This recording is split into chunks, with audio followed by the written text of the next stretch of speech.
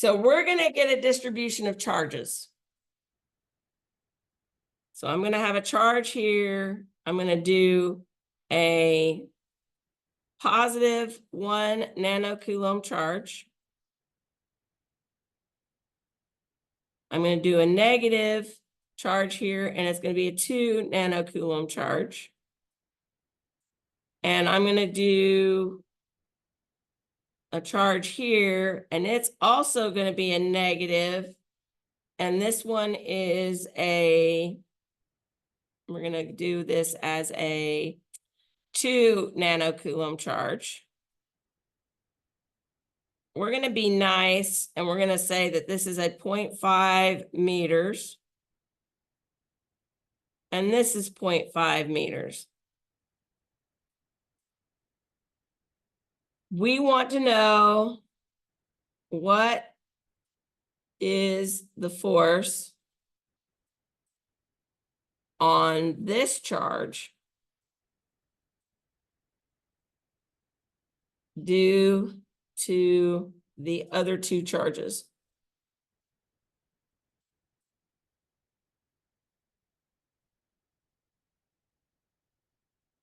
All right, couple things. We know that due to this charge, this force is going to, or this charge is going to want to go that direction. But due to this charge, that charge is going to want to go that direction. We're going to have to look at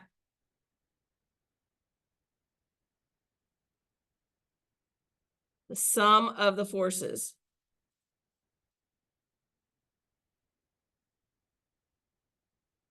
So I'm going to need a few pieces of information. I got to figure out what this R is. So I got to figure out that R. Well, that's easy enough to do because this is a right triangle. So I get A squared plus B squared is equal to C squared. So I get my 0.5 squared plus my 0.5 squared is going to equal my C squared. So I get my 0.25 plus my 0.25 is equal to 0.5. And C is going to be the square root of 0.5.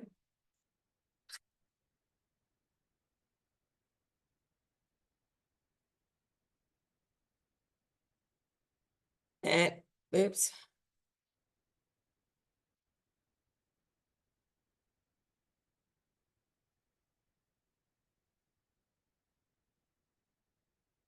And that's going to be 0.707. And that's in meters. So I'm keeping track of my other. The next thing I want to do is and we can call this charge 1, we can call this charge 2, and we can call this charge 3. I need the magnitude of charge 1 on 3. And I need the magnitude of charge 2 on 3.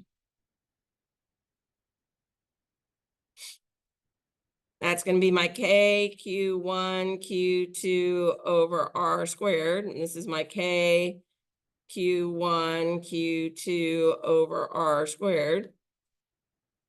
This is 8.99 times 10 to the 9th. And then I've got 1 times 10 to the minus 9 coulombs. And I have 2 times 10 to the minus 9 divided by my 0.25 meters squared. I plug that into the calculator.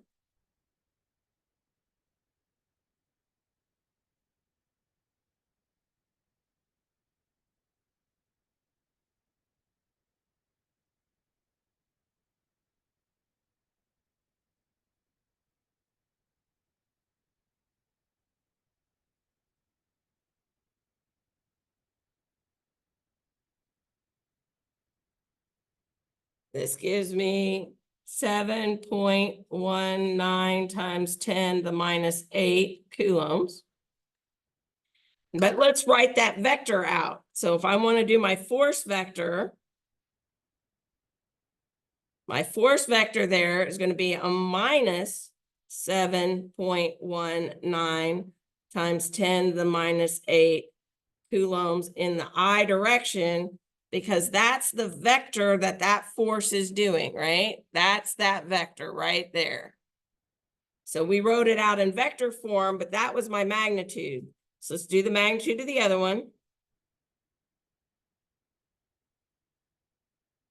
This one is going to be 2 times 10 to the minus 9. And that's also 2. So that's 2 times 10 to the minus 9. Divided by my, if I'm doing C, my C squared is 0.5. So that gives me that. So now,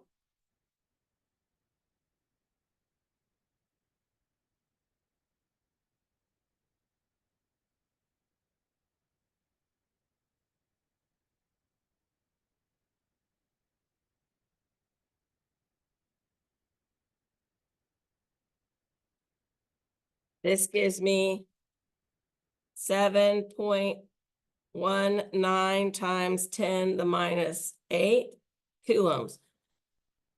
That just happens to be fortuitous because of the numbers that I picked.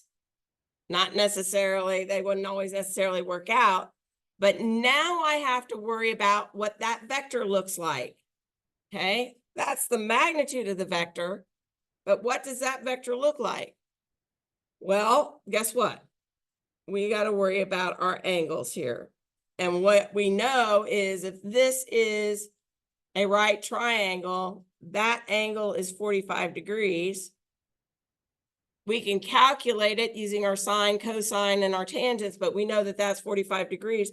So my vector here for 2, 3 is going to look like this. Now, it's going to be, I'm going to look at my X and Y components. My X component is in the positive direction, so I'm going to get 7.19 times 10 to the minus 8 times the cosine of 45 degrees in the I direction minus my 7.19 times 10 to the minus 8 sine of 45 degrees in the J direction. Okay, so we can get our components. So now we've got our components, and then we can just add our vectors. So we'll get our vector resultant is going to be this 1, 3 plus this 2, 3. And that's going to give me my resultant one. So let's figure this out.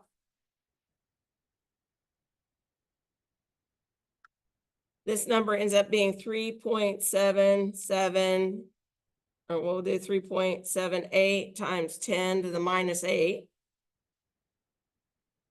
So then I'm going to get that minus 0.19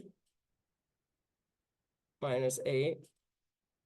This gives me a negative 3.411 times 10 to the minus 8 in the I direction minus 3.78 times 10 to the minus 8 in the J direction. So my resultant vector is actually doing something like this. This is my resultant vector.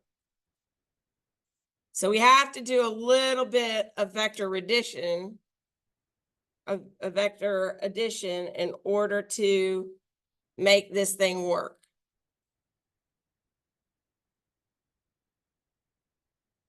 Okay. And you have a couple of those examples that you have in the text.